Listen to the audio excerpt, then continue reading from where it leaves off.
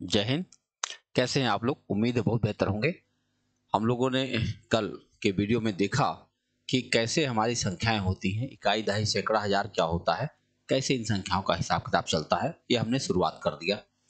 आज के वीडियो में उससे आगे हम लोग देखेंगे। आज क्या देखेंगे? एक बहुत छोटा सा कॉन्सेप्ट होता है मैथ का, उसका नाम है स्थानीय मान और जातीय मान। बहुत छोटा सा कॉन्सेप्ट है, स्थानीय मान और जातीय मान। इसको कहते प्लेस वैल्यू, प्लेस वैल्यू।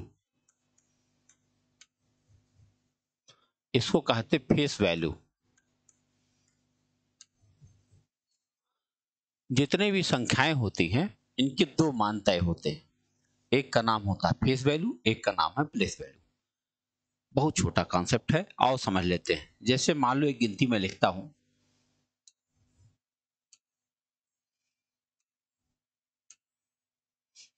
ये गिनती हमने लिखा, इसको हम 24,578 कह सकते हैं, 24,578।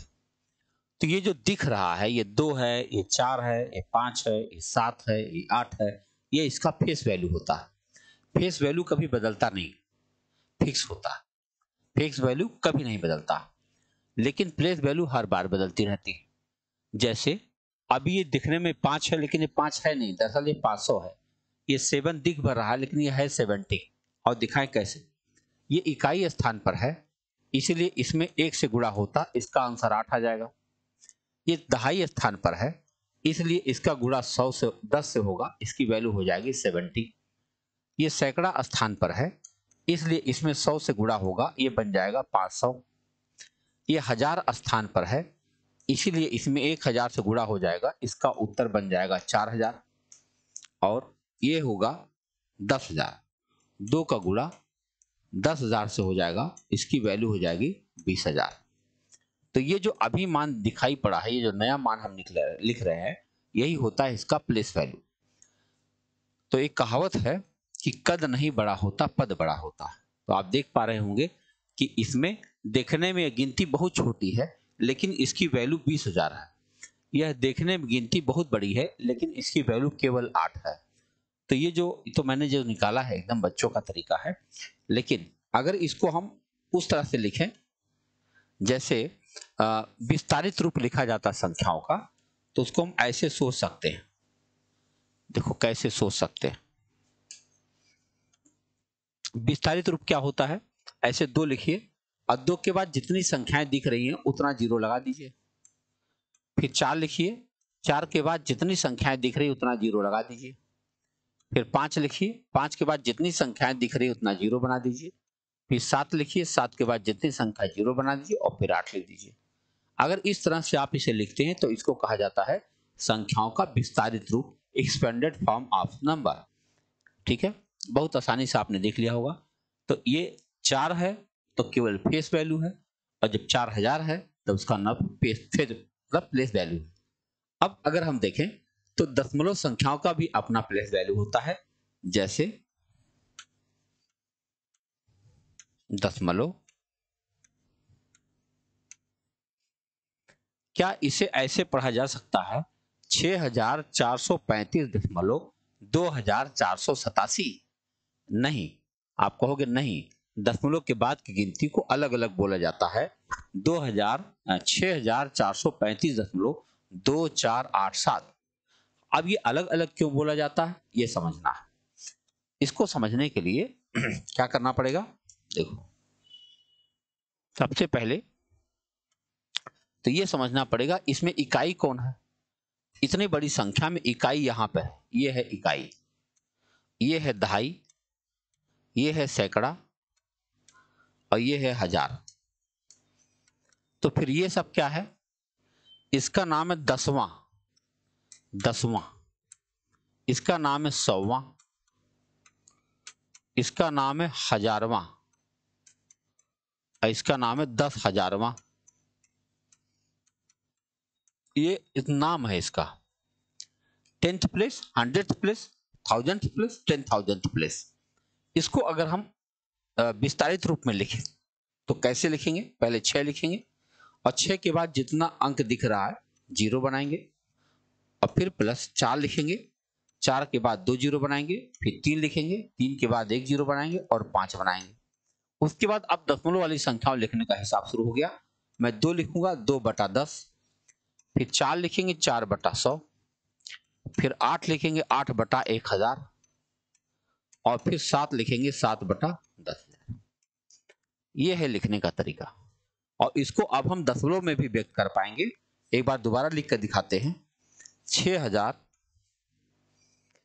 प्लस 400 प्लस 30 प्लस 5 प्लस, अब इसको हम लिख सकते हैं 0.2, इसको लिख सकते हैं 0.04, इसको लिख सकते हैं 0.008, इसको लिख सकते हैं 0.0007।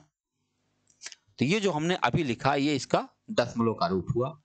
प्लेस वैल्यू और फेस वैल्यू यही इतनी तक बात होती है, बड़ा आसान होता है, कोई मुश्किल काम नहीं है। ठीक है, आगे बढ़े। जब हम आगे बढ़ते हैं तो एक चीज अब आपको जानना चाहिए सर्व समीकरणों के बारे में। इस सर्व समीकरण क्या होती हैं? सर्व संख्या माने होता है ऑलरेडी प्रूव्ड एक थ्योरम जो कि आपने कक्षा 6 से लेकर 8 तक के बीच में पढ़ लिया है। a प्लस बी का whole square, a minus B का होल स्क्वायर, इन सब चीजों को गणित में बहुत इस्तेमाल होना है पूरी गणित में। यानी आज से आप शुरू करेंगे, जब तक आप तैयारी करते रहेंगे, जब तक भी आप कंपटीशन देते रहेंगे या मैथमेटिक्स लगाते रहेंगे, तब तक आपको इनकी आवश्यकता पड़ती रहेगी। कुल 12 फार्मूले हैं जो बहुत बार इस्तेमाल होते हैं, तो उसको अभी मैं लिख दे रहा हूं, अभी से याद करेंगे, याद हो जाएगा। और समझते हैं क्या होता है। हमने यहां लिख दिया सर्व समीका, अंग्रेजी में कहते हैं इसको आइडेंटिटीज। अब आइडेंटिटीज क्या है आओ देखें। पहली आइडेंटिटी है a प्लस बी का होल स्क्वायर, ये होगा a square plus B square plus 2ab। दूसरा होगा a माइनस बी का होल स्क्वायर, ये होगा a square plus B square minus 2ab। एक बार प्लस में हो गया, एक बार माइनस में हो गया। अब होगा ये, इन दोनों को जोड़ा जा रहा है, a प्लस बी का whole square plus a minus B का होल स्क्वायर, तो ये हो जाएगा 2 ब्रैकेट में a square plus B square. चौथा फार्मूला है a प्लस बी का whole square minus a minus B का होल स्क्वायर बराबर ये हो जाएगा 4ab। प्लस हो गया और माइनस हो गया। अब पांचवा फार्मूला देखो, ये है a square minus B square, ये एक ब्रैकेट में बनेगा a प्लस बी और दूसरे ब्रैकेट में बनेगा a माइनस बी। छठवां फार्मूला है a plus B plus C का होल स्क्वायर, तो ये होगा a square plus B square plus C square plus 2ab plus 2bc plus 2ca। अब ये होगा सातवां a cube plus B cube, एक ब्रैकेट में a प्लस बी होता है और दूसरे में होगा a square minus A B plus B square. आठवां फार्मूला होगा a cube minus B cube, एक फैक्टर में बनेगा इसका a माइनस बी और दूसरे में होगा a square minus A B plus A B plus B square, इसमें दोनों प्लस में रहेंगे। तो आपने 8 फार्मूले देख लिए। अब हम 9वां लिखने जा रहे हैं। 9 नंबर फार्मूला होगा a प्लस बी का होल क्यूब, तो ये बनेगा a cube plus B cube plus 3ab और ब्रैकेट में a प्लस बी। अगर हम 3ab का a प्लस बी में गुणा कर दें तो एक तरह से ऐसे लिखा जा सकता है a cube plus 3a square B plus 3ab square और प्लस बी क्यूब। 10वां जो फार्मूला होगा आपका a माइनस बी का होल क्यूब, ये होगा A cube minus B cube minus 3ab bracket में a माइनस बी, और अगर इन्हें हम गुणा करके लिखें तो लिख सकते हैं A cube minus 3a square B plus 3ab square minus B cube. अब 11 नंबर फार्मूला है A cube plus B cube plus C cube minus 3abc बराबर होगा एक ब्रैकेट में a plus B plus C और दूसरे में A square plus B square plus C square minus A B minus B C minus C A. अगर हम इसे एक बार दोबारा लिखने का प्रयास करें तो इसे ऐसे भी लिखा जा सकता है 1/2 A plus B plus C और कर्ली ब्रैकेट में लिख सकते हैं a minus B whole square plus B minus C whole square plus C minus A whole square. ये आपका 11 नंबर फार्मूला था। अब इसको हम 12 नंबर लिखने जा रहे हैं। अगर कहा जाए कि यदि a plus B plus C बराबर 0 हो तो A cube plus B cube plus C cube बराबर होगा 3abc। कुल मिलाकर ये 12 फार्मूले हैं, इनका व्यापक इस्तेमाल है। मेरा यह मानना है कि अगर कोई पुस्तक ऐसी हो जिसमें 5000 सवाल दिए गए हों तो लगभग 300 प्रश्न आपको इतने फार्मूले से बन जाएगा। कितना आसान है, इसमें से मैक्सिमम चीजें आपको पहले से याद है, खाली बस आपको रिवाइज कर लेना है। तो मैं कहूँगा कि आप जरूर रिवाइज कर लें। एक दो एग्जाम्पल, दो चार अभी मैं देता हूँ कि अगर मान लो आपको यह याद हो गया तो कौन सा सवाल आप लगा पाएंगे और कितना जल्दी लगा पाएंगे। देखिए, एक प्रश्न मैं लेता हूं। हमने लिया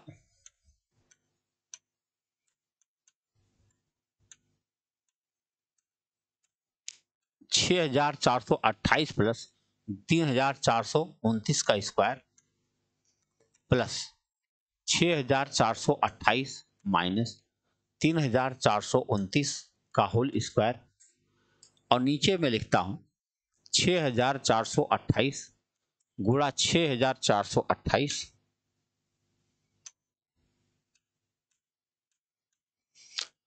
और प्लस 3429 और गुणा 3429। ये सवाल है। अगर आपसे कहा जाए कि इस सवाल का जवाब दीजिए तो यकीन मान लीजिए लगा तो नहीं पाएंगे। कैलकुलेटर भी बता पाए मुश्किल है, क्योंकि इन दोनों को जोड़ने के बाद जब वर्ग करेंगे तो एक बहुत बड़ी संख्या बन के तैयार हो जाएगी। ऐसी कंडीशन में इतना बड़ा उत्तर आ जाएगा। और हमसे कहा जाए कि इसका जवाब दीजिए तो हम इसका उत्तर बताएंगे केवल 2, बस।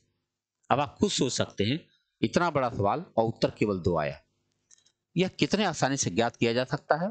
ज्ञात करने का तरीका मैं आपको बताता हूं कि हमने 2 कैसे उत्तर लिख दिया इसका, यानी इतने दावे के साथ कैसे मैं कह सकता हूं कि इसका उत्तर 2 आएगा।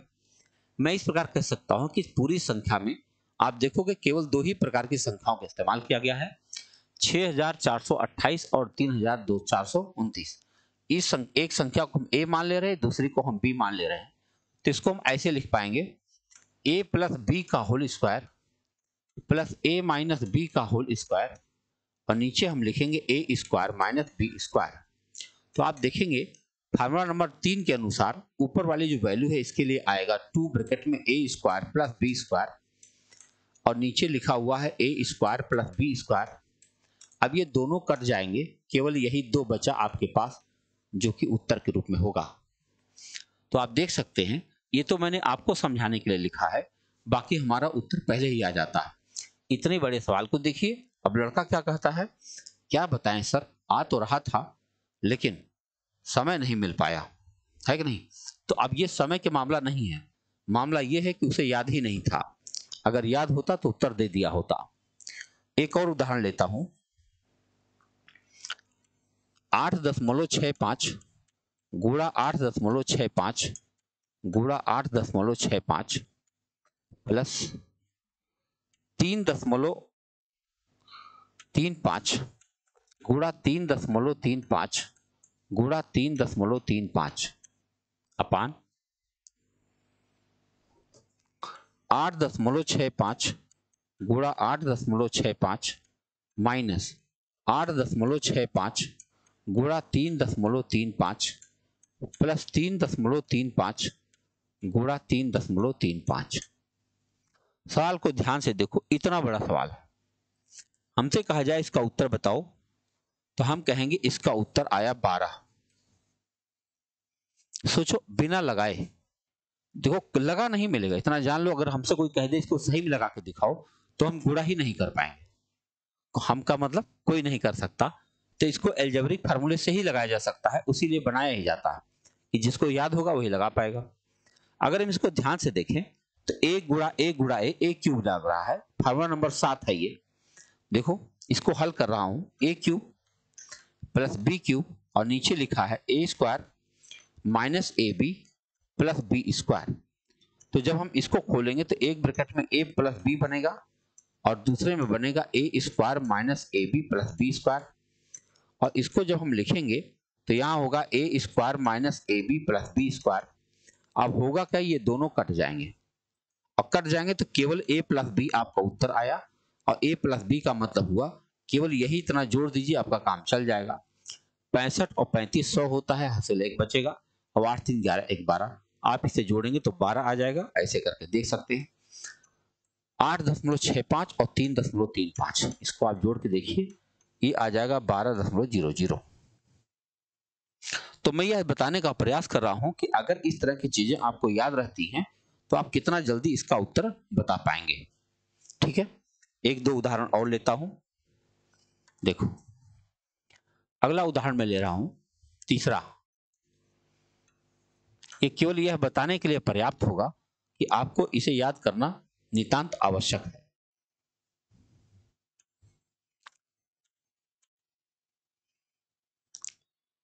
दस मिनट ना करें।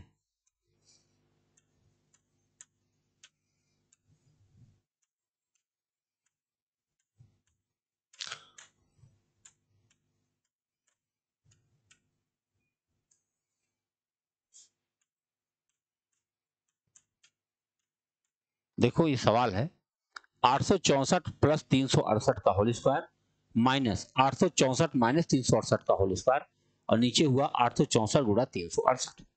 तो देखो ऊपर क्या है, a प्लस बी का होल स्क्वायर, ऊपर लिखा है a प्लस बी का होल स्क्वायर और माइनस a माइनस बी का होल स्क्वायर और नीचे लिखा हुआ a into B. Formula number 4 जब आप पढ़ोगे तो 4 नंबर फार्मूले में इसके बदले लिखा गया है 4ab और नीचे लिखा हुआ ab। अब ये दोनों ab कट जाएंगे, आपका उत्तर क्या बन गया, 4। सोच सकते हैं कि जैसे सवाल आपने देखा और सवाल देखते ही आप कह सकते हैं इसका उत्तर 4 आ गया। आसान है कि नहीं बताओ? एक और बता दे, बस आगे बढ़ते हैं। देखो कौन सा कर दे, देखो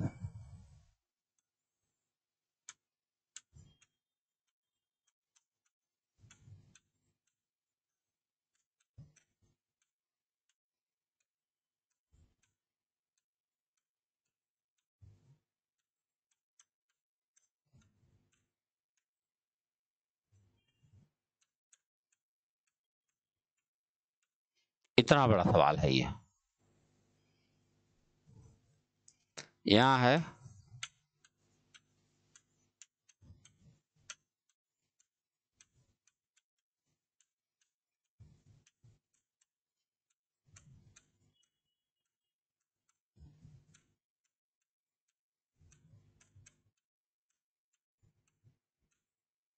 सवाल को ध्यान से देखो। इतना बड़ा सवाल जैसे किसी आदमी की जिंदगी में आ जाए और कहे तुम्हें लगाना ही पड़ेगा, तो आप बहुत आराम से कह दीजिए कि इसका उत्तर 1 आएगा। बस हो गया 1। अब इसको कभी लगा जरूर लीजिएगा। आप में से कई लोगों के लिए तो यह बात एकदम आसान लग रही होगी, बात सही है। लेकिन जिनको थोड़ा सा लग रहा होगा कि अरे यार कैसे हो सकता है, एक बार कैलकुलेटर से करके देखिए, मजा आ जाएगा। इतना बड़ा सवाल का उत्तर 1 आएगा। कैसे आया आप देख सकते हैं, केवल 2 ही संख्या का इस्तेमाल हुआ। हम इसको ए समझ रहे हैं, दूसरे वाले को बी। तो ये बन जाएगा ए गुड़ा ए माना A cube minus B cube और नीचे आ जाएगा A square plus A B plus B square. Formula number 8 के हिसाब से इसको खोला जाएगा, ये बनेगा एक ब्रैकेट में ए माइनस बी और दूसरे में A square minus plus A B plus B square और नीचे भी यही बात होगी A square plus A B plus B square. तो आपका ये दोनों कट गया, केवल a माइनस बी आपका उत्तर है। अब बताओ a माइनस बी क्या हो सकता है, आप घटा के देख सकते हो। 8.596 और 7.596 घटाना है, ये भी जीरो ये भी जीरो ये भी जीरो और ये हो जाएगा 1.000 मतलब 1 आ गया। तो मेरे ख्याल से आपने यह बात समझ लिया है कि इसे करना कितना आवश्यक है और जितना जल्दी हो सके आप इसको याद कर लेंगे। आगे बढ़ते हैं। आगे क्या चीज आपके लिए जानना आवश्यक होगा, उसमें सबसे पहले आता है विभाज्यता की जांच। डिविजिबिलिटी टेस्ट आपको याद होना चाहिए। देखो कैसे होगा, अब नया पॉइंट है, उसका नाम होगा विभाज्यता की जांच। अब विभाज्यता की जांच अगर हम करते हैं, अंग्रेजी में कहेंगे इसको डिविजिबिलिटी टेस्ट, यानी कोई संख्या किसी संख्या से किन शर्तों पर कटती है वह शर्त आपको याद होना चाहिए। ठीक है, ठीक है। तो अब देखना यह है कि जैसे हम पहले दो की विभाज्यता जानते हैं, दो की विभाज्यता होगी, कोई संख्या है उसका अंतिम अंक या तो शून्य हो या तो 2 से कटने वाली कोई संख्या हो। देखो अंतिम अंक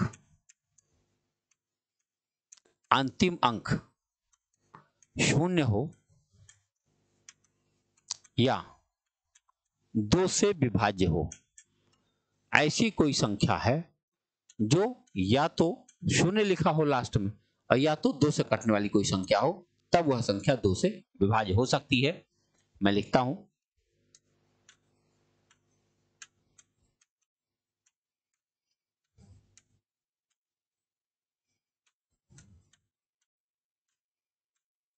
देखो हमने 4 संख्याएं लिखा, इसके अंत में 8 है, इसके अंत में 0 है, इसके अंत में 0 है, इसके अंत में 4 है।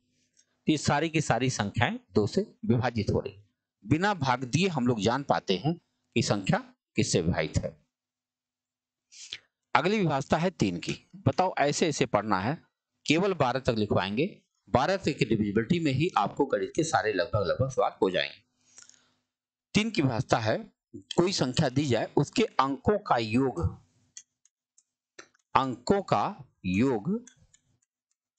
3 से विभाज्य हो। अगर अंकों का योग 3 से विभाज्य होगा तो वह दी गई संख्या 3 से कट जाएगी। उदाहरण देता हूं,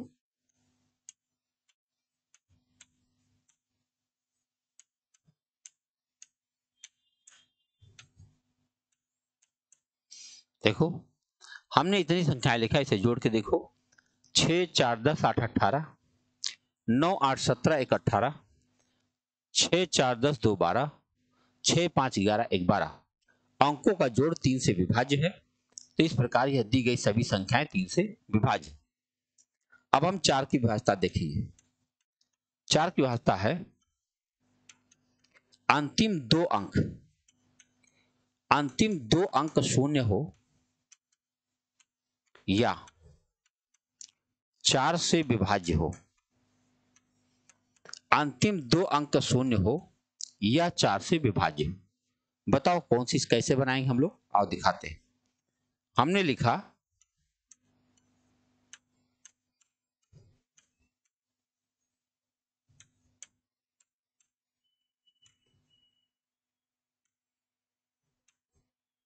ध्यान से देखिए, अंतिम 2 अंक यहां शून्य है, अंतिम 2 अंक यहां 12 है, अंतिम 2 अंक यहां 24 है, अंतिम 2 अंक यहां 32 है। अगर अंतिम के 2 अंक 4 से कटने वाली संख्या मिल गई तो सभी की सभी संख्याएं 4 से विभाजित हो जाएंगी। मेरे ख्याल से आपको एक बार में समझ में आ रहा होगा। अब हम लोग आगे बढ़ेंगे 4 के बाद। अगला पॉइंट है 5 की विभाज्यता। अंतिम अंक शून्य या 5 हो, शून्य या 5 हो, कुछ भी लिखा रहे, उसका लास्ट डेट या तो 0 हो या तो 5 हो, तब वह संख्या 5 से कट जाएगी।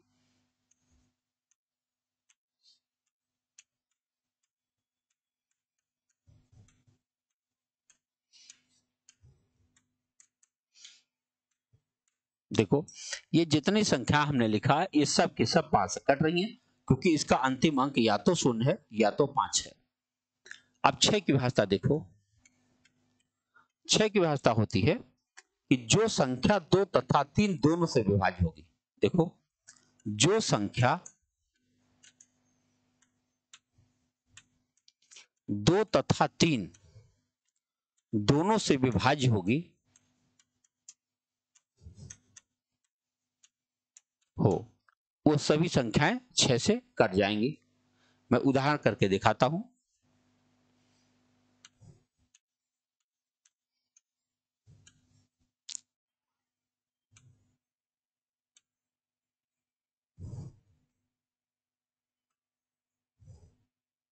गलत हो रहा, देखो।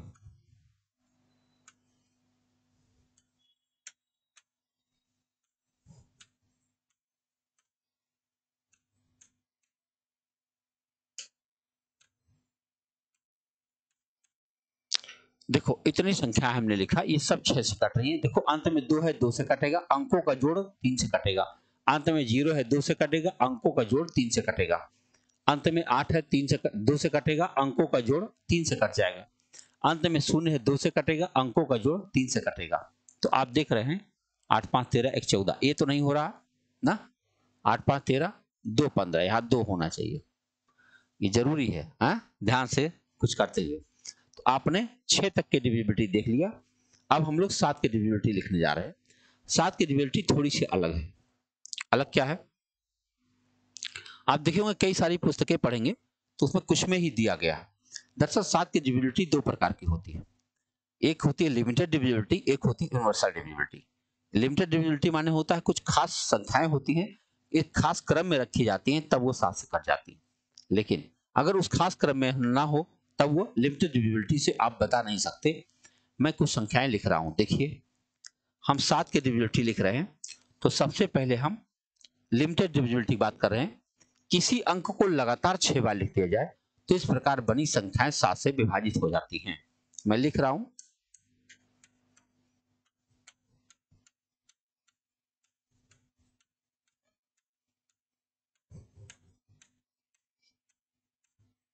किसी एक अंक को लगातार 6 बार लिख दिया जाए तो वह संख्या 7 से कट जाती है। अब कोई 2 अंक की संख्या लगातार 3 बार लिख दिया जाए। देखो, हमने लिखा 46 46 46, 25 25 25, कुछ भी जो आपके मन में आए लिख दो। 93 93 93, 81 81 81। हम किसी 3 अंक की संख्या को लगातार 2 बार लिखते हैं, कुल 6 ही होना चाहिए। देखो, 512 512, 856 856,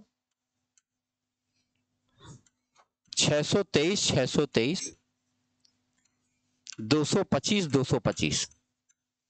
इस प्रकार की सभी संख्याएं 7 से विभाजित हो जाएंगी। इसकी खासियत यह, किसी एक अंक को लगातार 6 बार लिख दिया जाए, अथवा किसी 2 अंक की संख्या को लगातार 3 बार लिख दिया जाए, अथवा किसी 3 अंक की संख्या को लगातार 2 बार लिख दिया जाए, तो इस प्रकार बनी सभी संख्याएं 7 से विभाजित होती हैं। लेकिन यह अभी अच्छी बात है नहीं, क्योंकि इस तरह की सभी संख्याएं नहीं होती हैं। तो अब हमें लिमिटेड नहीं, यूनिवर्सल डिविजिबिलिटी की जरूरत है। मैं लिख रहा हूं, दी गई संख्या के अंतिम अंक को दोगुना करके, अंतिम अंक को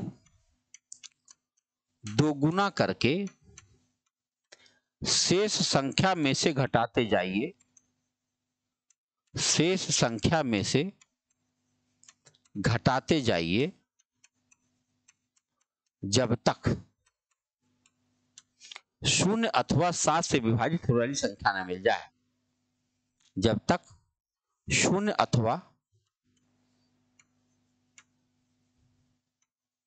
अथवा 7 से विभाजित होने वाली संख्या ना मिल जाए, यही करना है, ना मिल जाए। हम एक उदाहरण से इसको समझेंगे। कोई संख्या ले लेते हैं, इसी में से किसी को ले लेंगे और ले करके यह जांच करेंगे। यहां से मैं हटा दे रहा हूं और इसमें हम चेक करके देखेंगे इसमें से किसी संख्या को कि देखिए क्या ये सही में 7 से कटता है। मैं किसको ले लेता हूं, चलो आपका 86 क्या है, 856, 856 ले लिया। 856, 856। मुझे यह चेक करना है कि संख्या 7 से कटेगी नहीं कटेगी। तो इसके लिए हम क्या करेंगे, अंतिम अंक को दुगना करेंगे 12 और घटाएंगे। तो 5 में से 2 घटाएंगे 3, 8 में से 1 घटाएंगे 7 और बाकी ये 856 बना रहेगा। अब 3 का दुगना 6 इसमें से घटाएंगे, तो घटाएंगे तो 7 में 6 गया 1 और 6 और 85 तो है ये। अब इसका दुगना 2 करेंगे, इसमें से घटाएंगे। अगर आप देखें तो दिखाई पड़ने लगा 8 के 8 ना, 8 के 8 हो गया। अरे 8 के मार कह रहे हैं, 7 से काटा, 7 के 7, 1 बचेगा, 15, 7 दूनी 14 और फिर 7 दूनी 14। ये संख्या कटने लगी। लेकिन मान लो हमें नहीं दिखाई पड़ रही, तो हम इस 4 का दुगना फिर 8 घटा देंगे। 15 में से 8 गया 7, आपका उत्तर आ जाएगा 77 और 77 7 से कटने वाली संख्या है। तो विद्यार्थी आप देख सकते हैं गणित में कठिनाई जैसी कोई चीज नहीं ना, कठिनाई नहीं है, लेकिन जानना तो जरूरी है। एक एक दिन छोटी छोटी चीजों को हमें पढ़ना होगा, है ना। लेकिन उसके लिए जरूरी है कि आपका साथ बना रहे, है ना, जरूरी है। और आप अपने प्रॉब्लम जरूर मैसेज भेजा करें, हम मैसेज पढ़ते हैं। ठीक है, मिलते हैं अगले वीडियो में। बहुत बहुत धन्यवाद।